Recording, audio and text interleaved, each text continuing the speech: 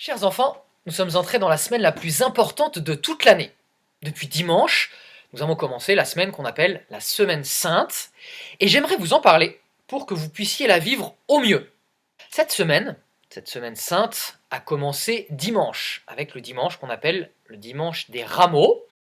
Nous nous souvenons que Jésus est entré triomphalement à Jérusalem, qu'il a été acclamé par toute la foule, que cette foule avait coupé des rameaux, des branches, et les avait disposés sur le sol pour honorer Jésus.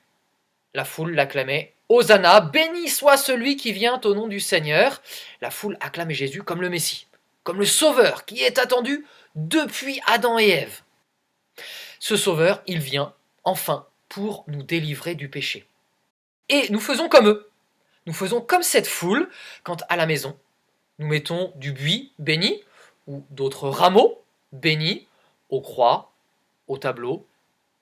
La deuxième étape de cette grande semaine est le jeudi saint. Le soir du jeudi saint, Jésus a mangé pour la dernière fois avec ses apôtres. Là, pendant le repas, il nous donne deux choses. La première, le sacrement de l'Eucharistie. Jésus va prendre du pain, Jésus va prendre du vin, va prononcer les paroles « Ceci est mon corps, ceci est mon sang ». Et donc le pain va devenir son corps, le vin va devenir son sang. La deuxième des choses qu'il nous laisse pendant ce repas, c'est le grand commandement de l'amour. Jésus nous a rappelé, le soir du jeudi saint, ce que nous devions faire. Nous aimer les uns les autres. Et comment il l'a manifesté? En lavant les pieds de ses disciples, de ses apôtres qui étaient là. Alors, nous aussi, nous devons essayer de l'imiter. Nous devons nous rappeler que nous devons aimer les autres, c'est-à-dire que nous devons les servir, que nous devons essayer de leur faire tout le bien, nous ferait plaisir à nous.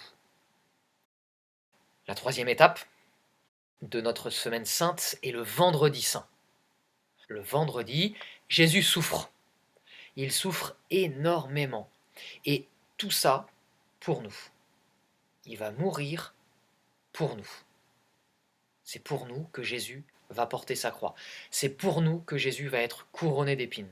C'est pour nous que Jésus va être crucifié. On va l'attacher à une croix. C'est pour nous qu'il va mourir. Pour nos péchés. Pour que nos péchés soient pardonnés. On pourrait penser que l'histoire s'arrête là. Mais ça serait bien triste. Heureusement, l'histoire ne s'arrête pas là. Jésus a vaincu la mort. Jésus ressuscite. Il revient à la vie. C'est ce que nous fêtons le dimanche de Pâques. Jésus est vivant. Il est ressuscité. Il a vaincu la mort. Il a vaincu le péché. Alors cette semaine, efforçons-nous d'être le plus possible unis à Jésus. Efforçons-nous d'être le plus proche de Jésus.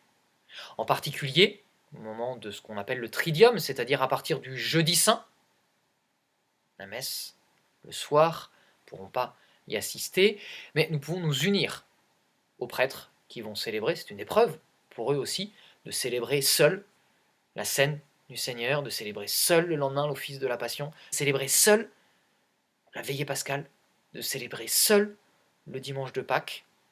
Vous, ce sera à la maison, mais efforcez-vous de vous unir le plus possible à notre Seigneur. Efforcez-vous de lui demander, vous aussi, de vaincre le péché.